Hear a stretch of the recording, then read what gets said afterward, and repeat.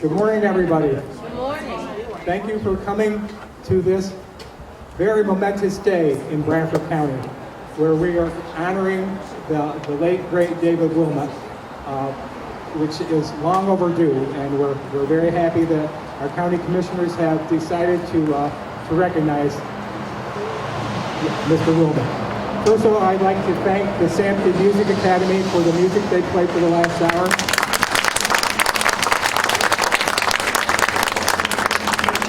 They're from Sarah, Pennsylvania.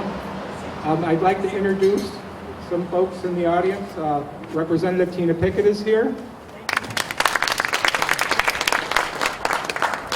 Cindy Holdridge, who we call the Queen of the DAR, is here.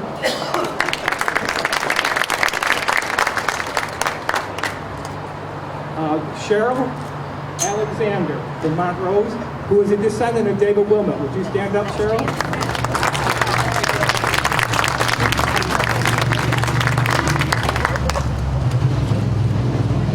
Victoria Rogers from America 250 PA is here. Victoria, could you come up for a second to say a few words about America 250?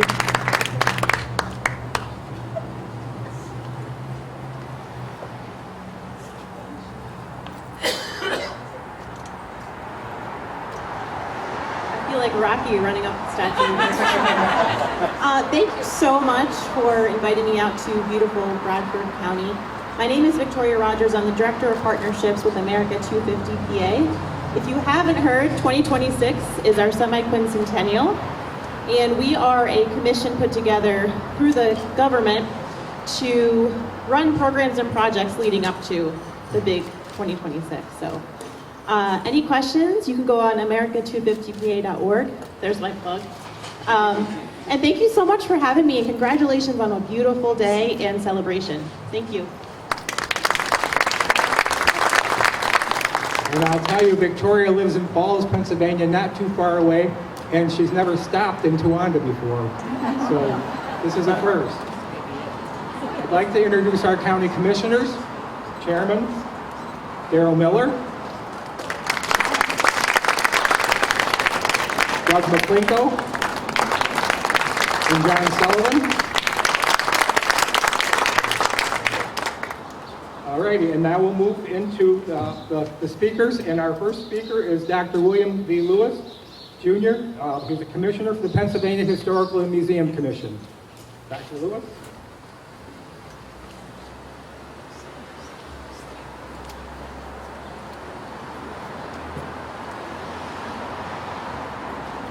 Good morning, everyone. I am so pleased to be with all of you today. It's such a great pleasure to join you as you see the new dedicated wording on the building. They'll, I'm sure, unveil that later. And more importantly, you're going to honor a great hero from this county who was such an amazing figure, not only in the local history of Bradford County, but in the story of our nation.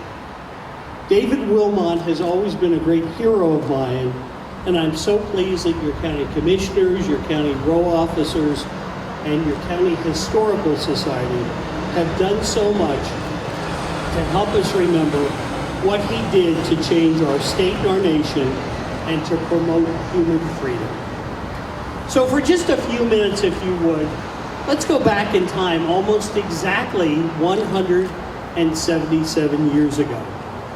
On August 8, 1846, it was an extremely hot day in Washington, D.C.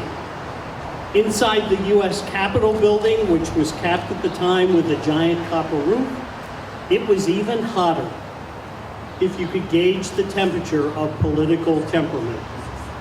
On that Saturday afternoon, just a few days before both houses of Congress were due to adjourn for the summer, A first-term congressman from a very small town of less than 2,000 people in Pennsylvania was about to change the course of American history. Now, he was viewed up until that time by some of his colleagues as being unremarkable, even slovenly in his dress. I'm reminded to button my jacket when I say that. And he was perceived by some as being among the least likely to start a political firestorm. The House that day was considering a funding bill that had been put forward by President James Polk, a bill that would let the U.S. government offer Mexico up to $2 million to settle negotiations around America's acquisition of the huge Southwest territory following our victory in the Mexican-American War. Now, as the discussions ensued, David Wilmot stood up to amend the funding bill, introducing a measure that would have totally banned slavery in all of the soon-to-be-acquired territory. It took a while, but once his colleagues realized what he had proposed, a flurry of congressmen began to take the floor, either to praise or to totally disparage his amendment. While the House would vote in favor of the funding bill and also in favor of Wilmot's amendment later that day, the Senate did nothing on the measure before quickly adjourning their session on the following Monday. Their lack of action effectively killed any chance for the passage for that rest of that congressional term, but a fire had been started that would burn right up until the end of the Civil War nearly 20 years later. A fire that was started by what was known as the Wilmot Proviso. The measure would be reintroduced in many of the congressional sessions that would follow, but it would never successfully pass in the Senate. Yet the words contained in that proposal would bring fear in the southern halls of power and hope among the enslaved and their northern abolitionist friends for years to come. Not surprisingly, in January of 1865, when the 13th Amendment of the Constitution of the United States was passed by Congress, much of the language used in the amendment was drawn directly from the Wilmot Proviso. So how did this congressman from Towanda happen to try to change our nation? Well, the story of Wilmot's life is one of a man who always tried to make things happen. Born in Bethany, a small town north of Honesdale in January of 1814, he attended the Beechwoods Academy in that town. He furthered his studies at the Cuyahoga Lake Academy in New York. At age 18, he began to prepare for a legal career in the manner that you did at that time, by reading the law, and eventually going to Wilkes-Barre to study law under the tutelage of a fellow by the name of George Washington Woodward, who had also been born and raised in Bethany and attended the same church as the Wilmot family. Now, Woodward was very different. He was a diehard, uber-conservative Jacksonian Democrat whose later career would see him serve in the Pennsylvania Supreme Court and as the court's Chief Justice, where he used that official role to constantly challenge, even harass Abraham Lincoln and his pursuit of the Civil War. Later, in several terms in Congress, Woodward would oppose every measure to grant citizenship and rights to the newly freed African Americans. His life story was the complete opposite of Wilmot's, yet he was Wilmot's legal mentor. During his time in Wilkes-Barre, Wilmot would meet and court his future wife, Anna Morgan, whose parents owned a local tavern. Perhaps it was Miss Morgan who distracted him from his legal studies. Wilmot was increasingly viewed as a poor legal student, seemingly unattentive and totally bored. And after months of what appeared to be poor student behavior, Woodward and the other lawyers in the office decided that they were going to immediately test Wilmot on his knowledge of the law, hoping that his failure on the exam would lead him to pursue an entirely different career outside the law.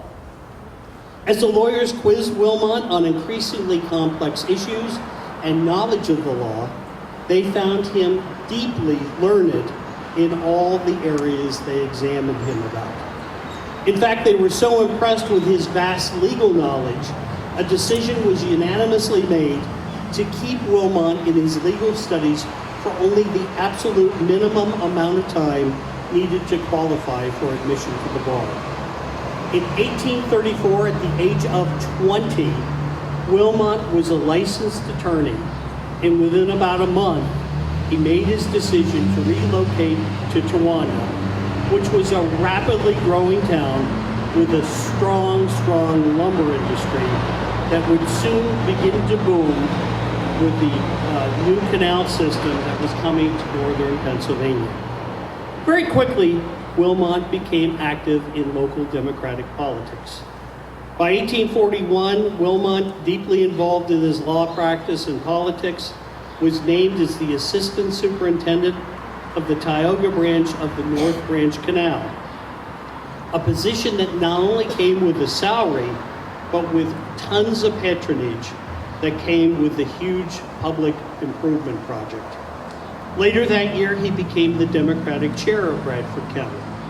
In 1844, he was elected to represent the 12th Congressional District, which consisted of Bradford, Susquehanna, and Tioga counties.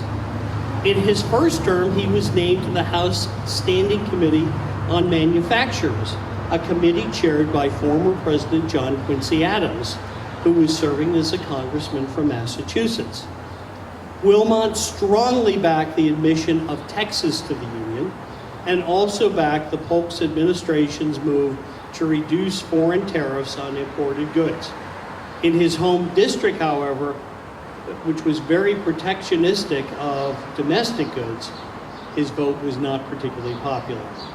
But to Wilmot, his vote was a matter of principle and economic reality.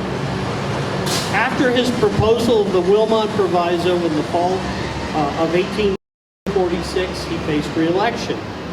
He was criticized locally for his vote on the tariff bill, and some of his fellow Democrats from Pennsylvania, namely James Buchanan and Simon Cameron, both from Lancaster, tried to push Wilmot's tariff stance in hopes of seeing him unseated.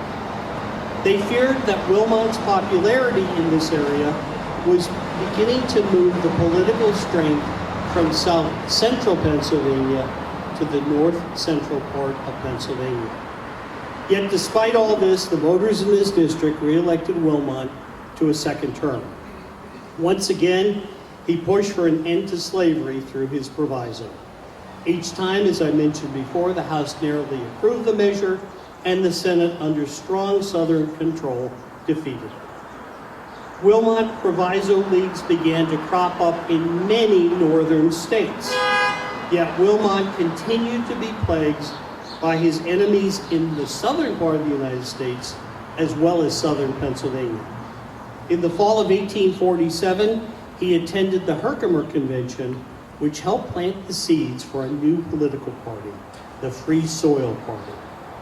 And when the 30th Congress officially convened in late 1847, Wilmot met a new gentleman who would be a one-term congressman from Illinois, a man by the name of Abraham Lincoln.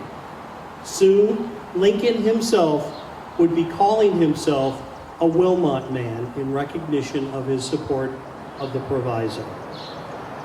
Winning re-election again in 1848, when Congress finally met in 1849, Wilmot joined, but this time as a member of the Free Soil Party. Early in his term, he was nominated to be the Speaker of the House, but his only support came from the small number of Free Soil Party congressmen. His old political rivals continued their careful assault on him. By 1850, his enemies had seemingly blocked him from any chance of re-election to Congress. He withdrew his candidacy and threw his support behind Susquehanna County's Goshla Grow. Grow would easily win the election with Wilmot's support and would later go on to serve as the Speaker of the U.S. House of Representatives in the first 2 years of Lincoln's term. Grow was a huge supporter of the new president. In the fall of 1851, Wilmot was nominated to become the president judge of the 13th Judicial District of Pennsylvania, which included Bradford, Sullivan, and Susquehanna counties.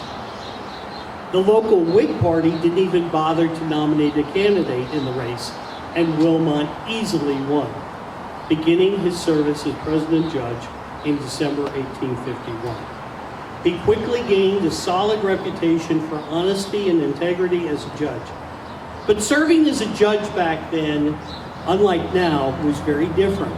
Judges could still be deeply involved in politics and political parties, something, by the way, that wouldn't change in Pennsylvania into the late 1960s.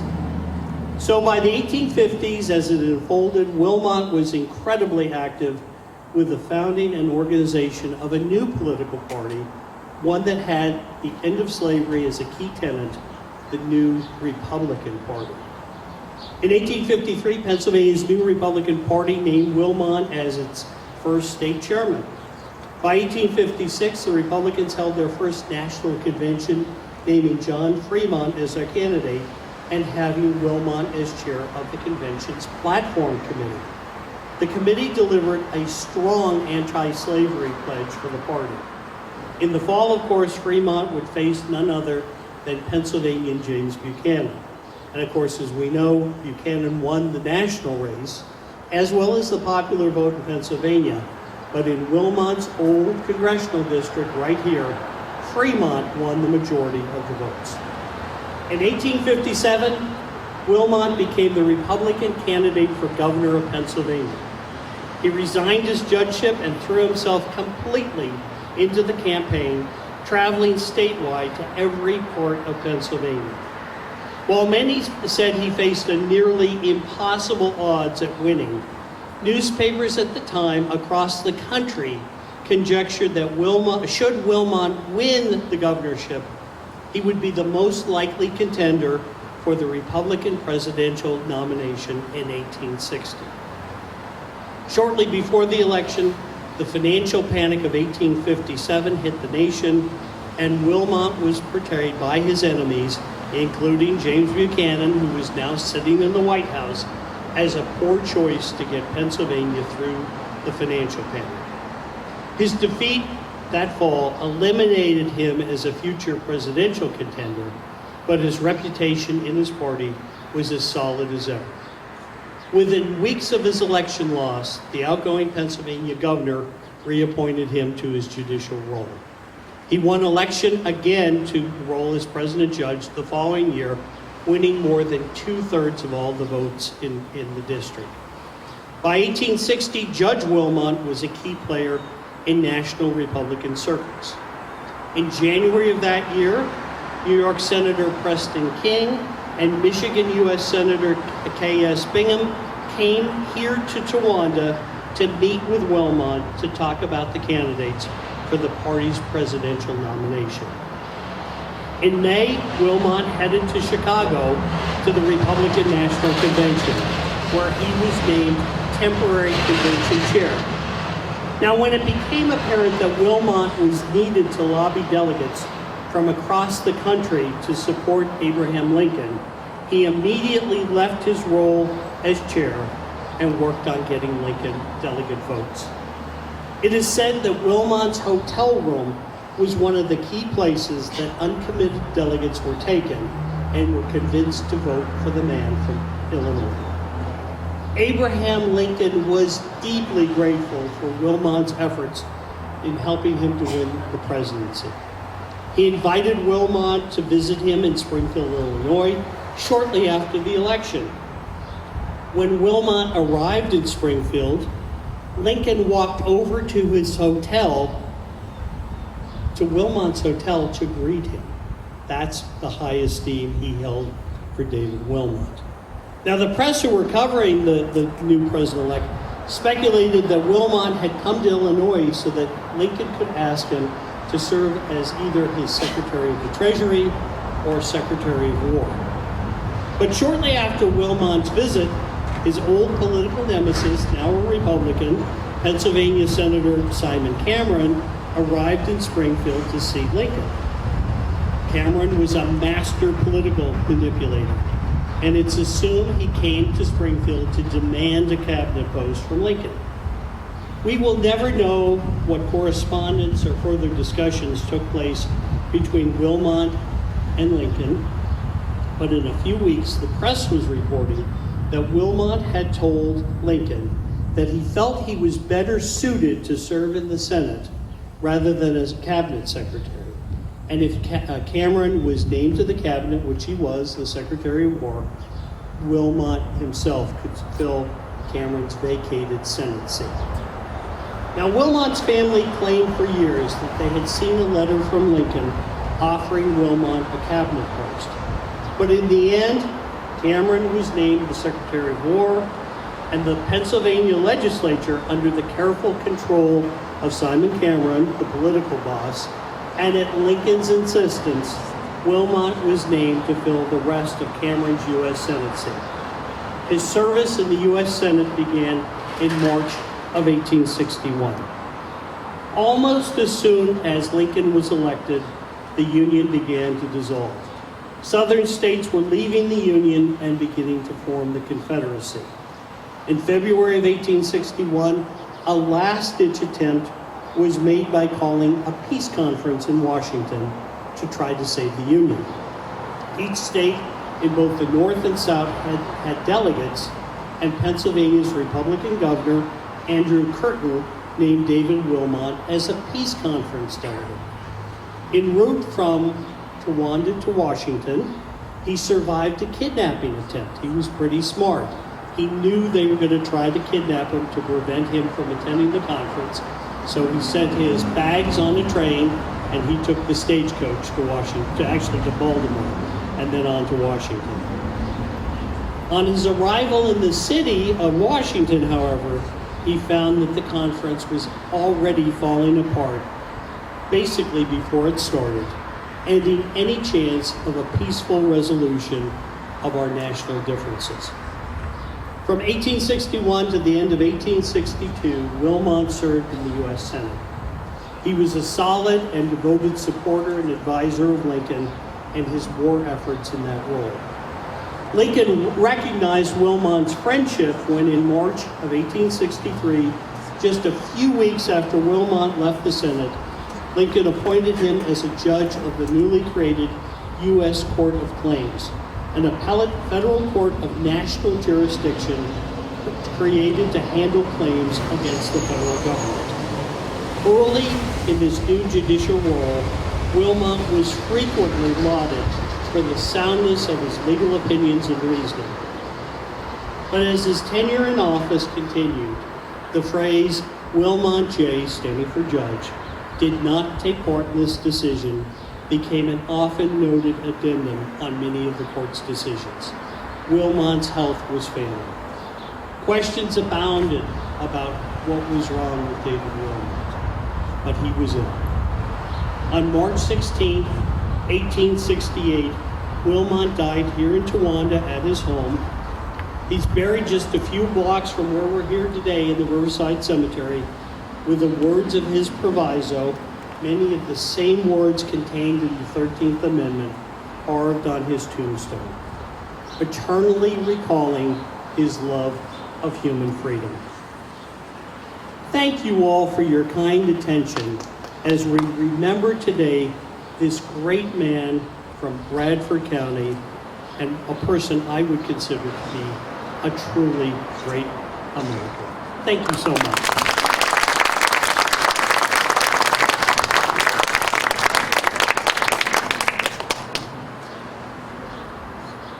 Thank you very much, Dr. Lewis. That was very informative. Our next speaker is Mark Fraser Lloyd, University Archivist Emeritus from the University of Pennsylvania and a trustee of the Bradford County Historical Society. Mark?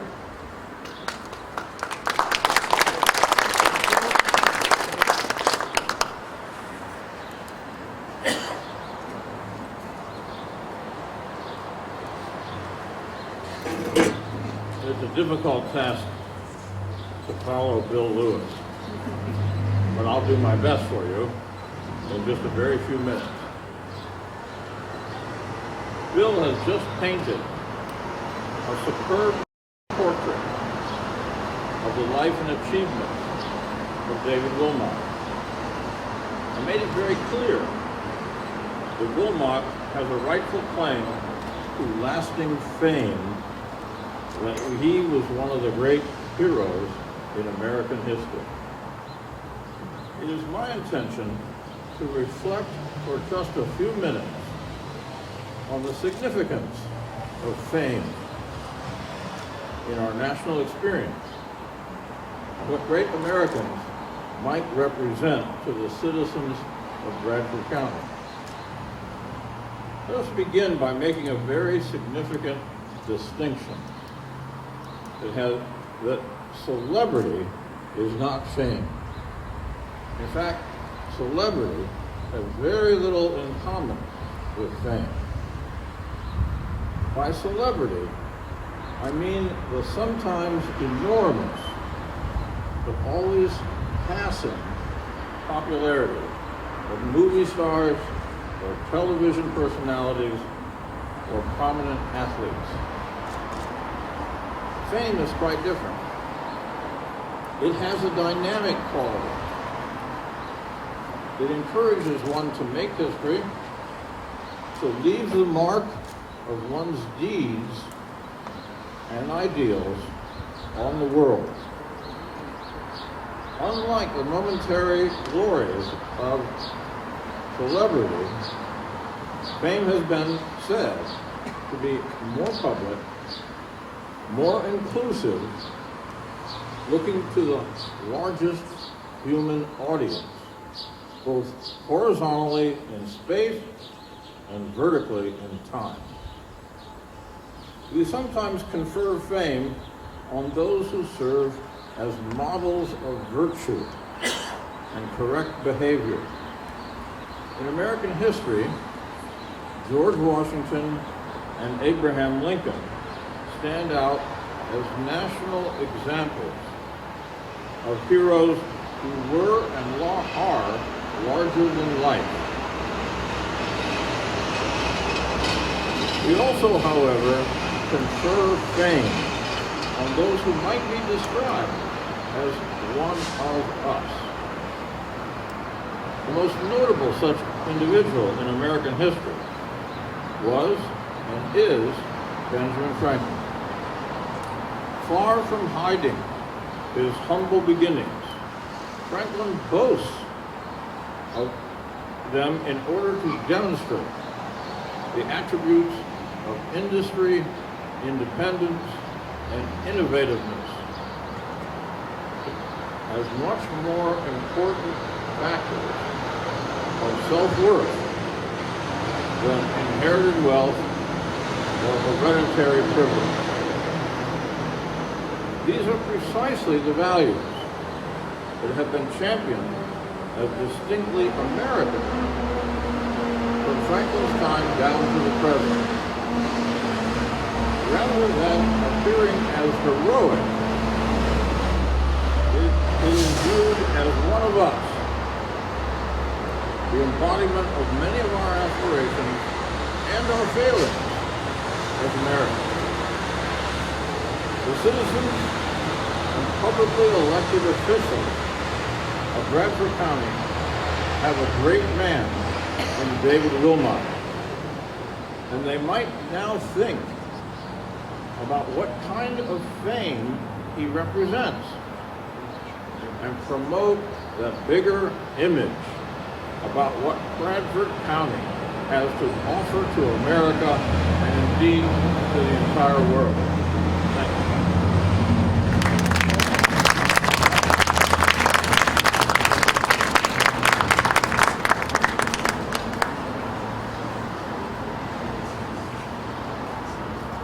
Thank you, Mark. Robin, I need you to come help for a moment. And we'd like the county commissioners to come forward, please.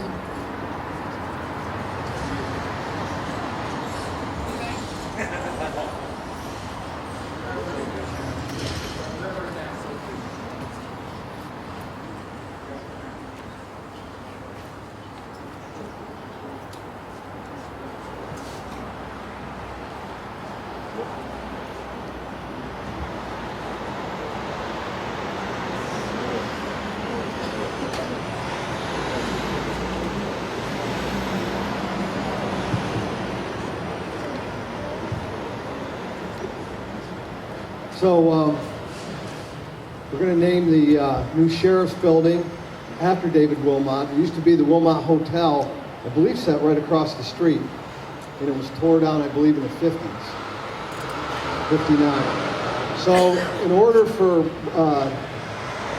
David Wilmot to be remembered, we decided to dedicate that building with the following inscription upon it.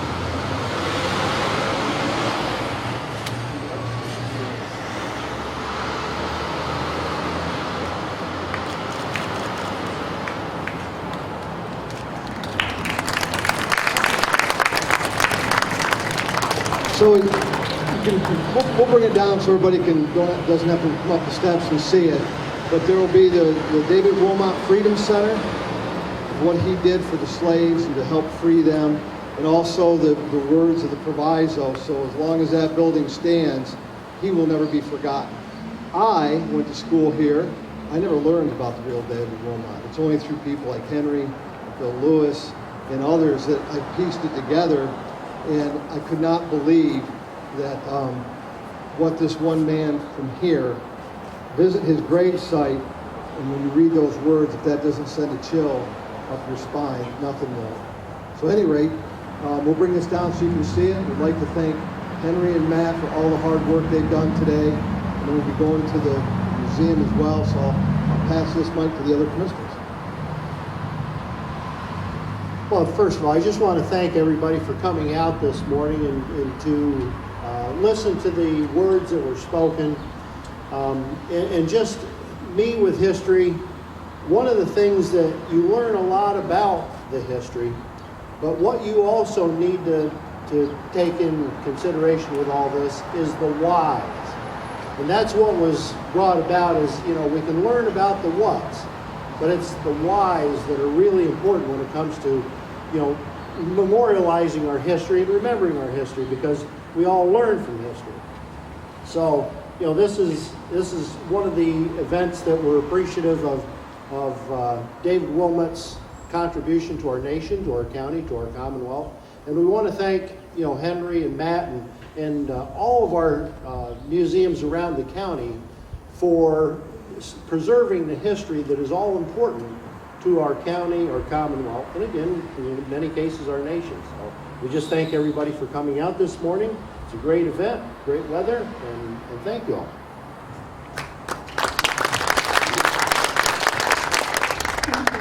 I don't have much more to say except what a great history lesson. Better than the History Channel, really. They have it right in front of you. And I want to thank the committee for their hard work and such a great presentation. And I know I really appreciate it.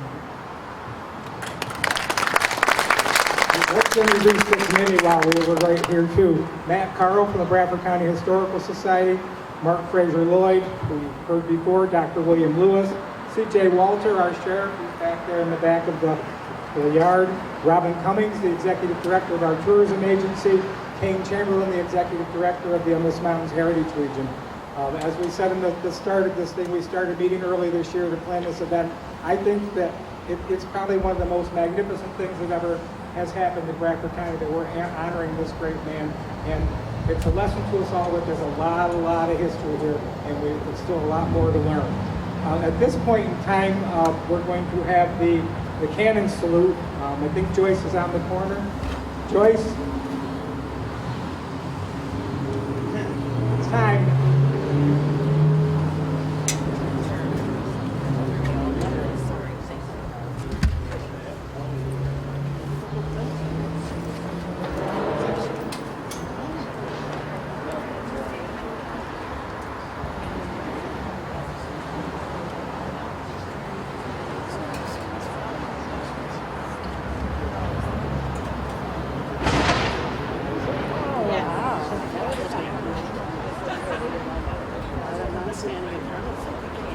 Okay, that was the cannon salute, everybody. The booklet that you have today, this was provided by the Bradford County Commissioners.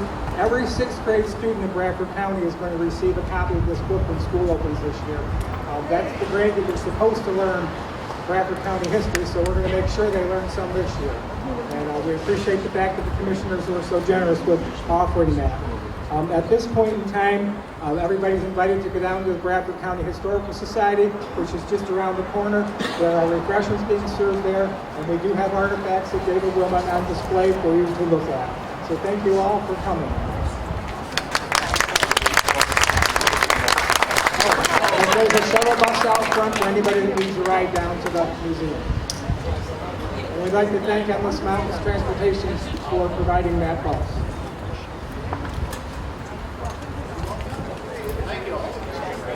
Nice to see you too. As long as you keep that calm,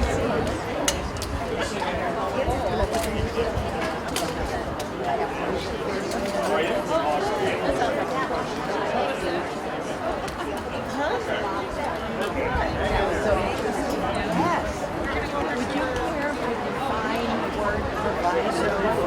What does it mean?